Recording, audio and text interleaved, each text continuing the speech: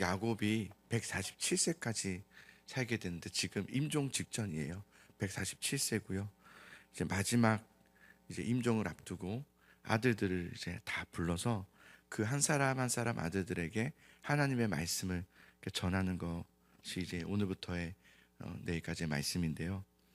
그 말씀을 이렇게 보면은 어떤 아들에게는 칭찬만 하시기도 하고요. 어떤 아들에게는 책망만 하기도 하고 그렇습니다. 그래서 제가 이 말씀 보면서 마치 요한계시록에 나오는 소아시아 일곱 교회에게 예수님께서 하셨던 말씀과 참 비슷하다라는 생각이 들었어요. 왜냐하면 하나님은 한 분이시기 때문에 똑같아요. 이때 이야기했던 거나 소아시아 요한계시록에 하셨던 이야기나 똑같이 우리에게 가르치면 똑같더라고요. 그래서 우리도 이 말씀을 좀 배워보면 좋겠다 싶어요. 먼저 이제 첫째 아들인 르우벤에게 하시는 말씀이죠. 자, 3절의 말씀을 우리 같이 한번 읽어봅시다. 3절 읽습니다. 시작.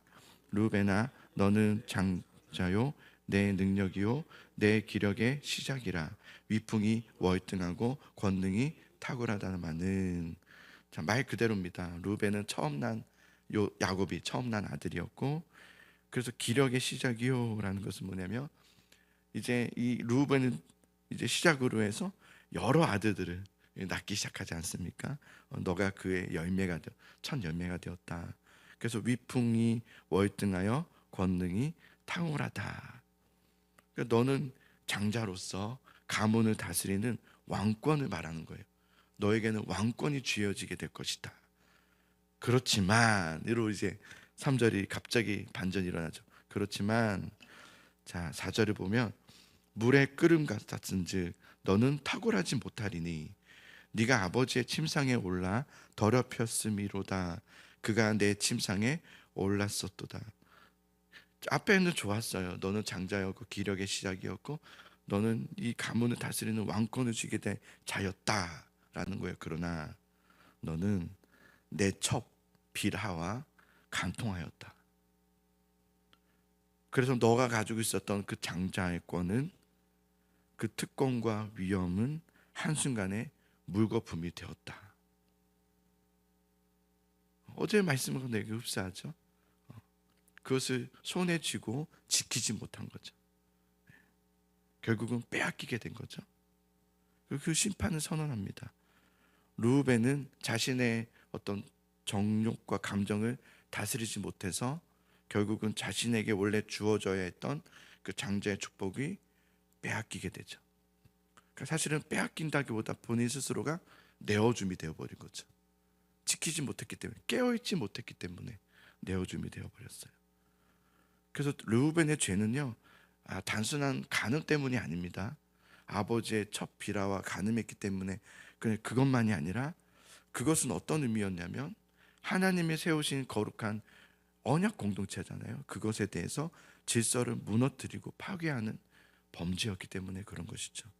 그래서 분명 너는 장자였지만 너는 그 영적 은혜를 다스리지 못했기 때문에, 너는 그것을 지켜내지 못했기 때문에 장자의 명분을 잃게 될 것이다. 그래서 빼앗기게 되죠.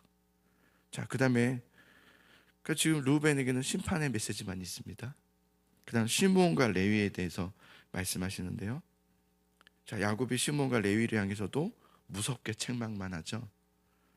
이들은 옆에 그 매일 성경을 보면 시몬과 레위하고 옆에 폭력의 대가라고 이렇게 써 있어요. 맞아요. 시므온과 레위는 아주 잔인한, 아주 폭력적인 사람들이었어요. 한번 우리 5절을 보겠습니다. 5절에 있습니다. 함께 읽어요. 시작. 시므온과 레위는 형제요 그들의 칼은 폭력의 도구로다. 창세기 34장에 보면, 여러분 매일 성경을 꾸준하게 잘 하셨던 분들은 기억나실 거예요. 친누이였던 디나가 세겜 성의 하몰의 아들 세겜에게 강간을 당하게 되죠. 그것으로 인해서 이 시몬과 레위를 중심으로 해서 복수극을 계획하게 됩니다. 여러분 그런 일이 있을 때는 어떻게 됩니까? 하나님께 맡김이 돼야 되는 거예요. 그죠? 여러분 우리가 하나님께 맡기지 않게 되면 그 다음에 나오는 현상은 폭력적이게 됩니다. 폭력적이게 되고 비난하게 되고 지탄하게 되고 막 그렇게 되는 거예요. 이들은 이 문제에 대해서 하나님께 맡기지 않았어요. 그래서 이들은 그들을 다 죽이겠다 분노하기 시작했어요. 그리고 그 방법 또한 옳지 않은 방법이었는데, 그것은 뭐냐면 할례. 할례는 거룩한 언약의 증표 아닙니까? 언약의 백성이 되는 증표가 할례인데, 그 할례를 이용해서 그들에게 마치 평화협정을 맺는 것처럼 말을, 거짓 계약을 써 내려가면서 너희가 할례를 받으면 이 계약을 완성하게 하겠다, 뭐 이렇게 해가지고 그들을 다 할례 받게 하지 않습니까? 할례는 그런 것이 아닌데요, 언약의 증표인데 그들을 할례를 이용해서 가장 고통스러운 그때에 무차별적으로 그들에게 쳐들어가서 학살해버립니다. 모든 남성을 다 죽이죠. 그리고 학살 후에도 끝나지 않고요, 그 세겜성에 있었던 아이들, 여자들 다 전리품으로 가져갑니다. 이거는 하나님의 뜻이 아닙니다. 하나님의 방법도 아닙니다. 자신들의 명분은 있었어요. 우리는 억울하다는 거예요. 우리 누이가 강간을 당했다는 거예요. 이건 가만히 있을 수 없어 라는 명분을 자꾸 내세웠던 거예요. 그러나 사실은 껍질을 벗겨보면 방어 능력이 없는 무고한 사람들까지 모두 도륙한 잔혹한 범죄 행위였죠. 말만 뻔지를 하지 사실은 잔혹한 도륙 행위였습니다. 그리고 그들은 가축도 다 가져가지 않았습니까? 가축을 끌고 가면서 귀찮다는 이유로 소들의 발목의 힘줄을 끊어서 불구로 만들었습니다. 너무 잔혹하죠. 자, 7절을 보면 그 노여움이 혹독하니 저주를 받을 것이요. 하나님이 다 보고 계셨어요. 너희는 저주를 받을 것이요, 분기가 맹렬하니 저주를 받을 것이라. 또 말하죠. 저주를 받을 것이라. 내가 그들을 야곱 중에서 나누며 이스라엘 중에서 흩으리로다. 지금 야곱이 아들들을 모아놓고 말하는 그 말씀 안에는 하나님의 말씀이죠. 그냥 위로와 칭찬만 하는 것이 아니라 정확한 심판의 메시지가 계속 있죠. 하나님은 우리를 다 지켜보고 있기 때문이에요. 네. 우리는 어쩌면 믿음 생활하면서 하나님을 그렇게 생각하지 않는 것 같아요. 하나님은 그냥 심판할 때도 괜찮아 이럴 거라고 생각해요. 우리는 마치 우리는 지금 그러고 있으니까 괜찮아 뭐 그럴 수 있지 뭐, 빠지면 되지 뭐, 그냥 다음 주부터 다시 하면 되지 뭐, 이렇게 우리는 신앙생활을 오늘부터 하지 뭐 대충 해 뭐. 우리는 이미 그게 너무 몸에 배어 있어서 하나님도 그럴 줄 알아요. 하나님은 그거 다 보고 계시거든요. 다 계산하고 있거든요. 근데 우리 그걸 너무 몰라요. 하나님이 야곱을 통해서 아들들에게 하셨던 말씀들을 보면 얼렁뚱땅 넘어가는 거 없습니다. 명확하게 다 계산하고 계셨습니다. 너 그때 그랬잖아. 너 몇 월 며칠 몇 시 그랬잖아. 너 그때 그랬잖아. 너 분명히 들었음에도 불구하고 이랬잖아. 너 이렇게 했잖아. 정확하게 주님은 정확하게 우리에게 드러내신단 말이에요. 그래서 7절에 결국 저주를 하십니다. 저주를 받을 것이요, 저주를 받을 것이요, 너희는 나뉘어질 것이고 흩어질 것이다, 이스라엘 중에서. 근데 이 예언의 이 저주의 말씀이 소름 돋을 정도로 정확하게 문자 그대로 성취되죠. 시므온 지파, 레위 지파 두 지파 아닙니까? 시므온 지파는 가나안 땅을 분배받을 때 여호수아서에 보면 독립된 영토를 받지 못합니다. 시므온 지파는 땅을 받지 못해요. 그래서 나중에 여러분 제가 예전에도 분배받은 그 지도를 막 나눠준 적이 있는데요, 그걸 보시면 시므온 지파가 어디 있나를 보십시오. 유다 지파 안에 있습니다. 그들은 자기만의 땅을 얻지 못했고요, 유다 지파 안에 몇 개 성읍을 얻어서 더부살이를 했습니다. 시므온 지파는. 그러면서 점점 유다 지파 안에 있다가 유다 지파로 흡수되고 자신들만의 정체성은 없어지고 역사 속에서 사라집니다. 그게 시므온 지파예요. 이때의 죄 때문이만이 아닙니다. 오늘 이렇게 하나님께서 야고보 통해서 아주 무서운 말씀을 하시는 것은 사실은 돌아오라는 의미예요. 그 이후에도 중요하거든요. 이렇게 말씀을 전했어요. 그리고 끝난 게 아니라 그 이후까지 이제 보시는 거예요. 너가 그 말씀을 듣고 어떻게 하냐를 보시거든요. 말씀을 들었던 너가 이제 어떻게 하냐를 보시는데, 시몬 절파는 어떻게 하냐면요, 이런 말씀을 들었음에도 불구하고 그들은 나중에 출애굽하지 않습니까? 애굽에서 출애굽해서 광야 시절을 겪게 되는데, 그때 그들은 그때도 회개하지 않습니다. 이런 저주의 말씀을 들었으면 무서워하면서 이제 그러지 말아야지 라는 마음이 없습니다. 그들은 계속해서 음행을 저지르고요, 계속해서 우상 숭배에 앞장서는 자들이 됩니다. 그들은 회개가 없어요. 그래서 결국은 그들은 정말 심판을 받죠. 레위 지파, 시몬과 레위 지파 아닙니까? 레위 지파는 어떻습니까? 레위 지파도 예언대로 독립된 영토를 받지 못하죠. 12지파 영토, 그 가나안 지역 전역에 48개의 성읍으로 그들은 각자 흩어지지 않습니까? 그러나 레위 지파는 좀 다르죠. 시므온과는. 레위 지파는요, 이 이유가 달라졌어요. 이 심판의 메시지를 받고 출애굽 광야 시절에 그들은 하나님 앞에 나아가 회개합니다. 레위 지파는 회개합니다. 그래서 하나님이 그 레위 지파를 용서하십니다. 그래서 그들은 흩어지는 건 흩어져야 돼요. 흩어지되 내가 너희를 나의 말씀을 가르치고 섬기는 일을 사용하겠다. 그래서 레위 지파로 사용하시죠. 레위에게 선포된 이 저주가 축복으로 바뀌는 영적 원리는 하나입니다. 회개. 우리의 삶에도 저주가 있을 수 있어요. 당연하죠. 죄 가운데 있으면 저주예요.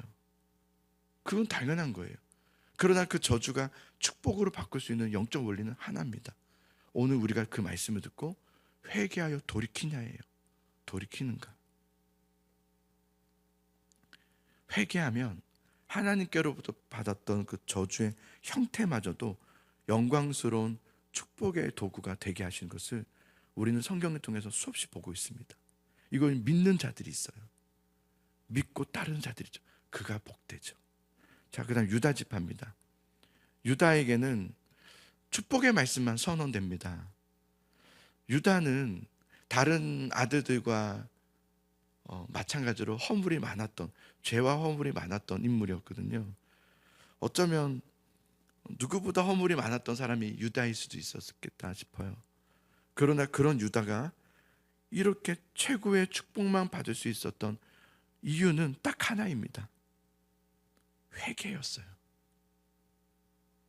그의 인생의 여정 속에서 보여준 진정한 회개가 있었죠. 그에게는. 그는 인생의 완전한 유턴을 한 인물이 유다였어요. 그래서 유다의 회개는요, 말로만 잠깐 끝나는 일시적 후회가 아니었어요. 아이고 내가 그랬네요, 이렇게 끝내는 어떤 일시적 후회가 아니라 그 자신의 잘못을 정직하게 드러내며 고백했고요, 내가 정말 잘못했다는 100%의 인정이 있었고요, 거짓의 위선의 가면을 찢어버리면서 거듭남이 시작되었어요. 거듭남의 시작은 회개예요. 그래서 유다의 진실한 회개는 삶의 열매로 증명해 보이기 시작하죠. 그게 회개입니다. 삶의 열매로 증명해 보이죠. 말로만 나는 주님 믿는다, 말로만 나는 하나님을 사랑한다, 말로는, 삶의 열매로 증명해야 돼요.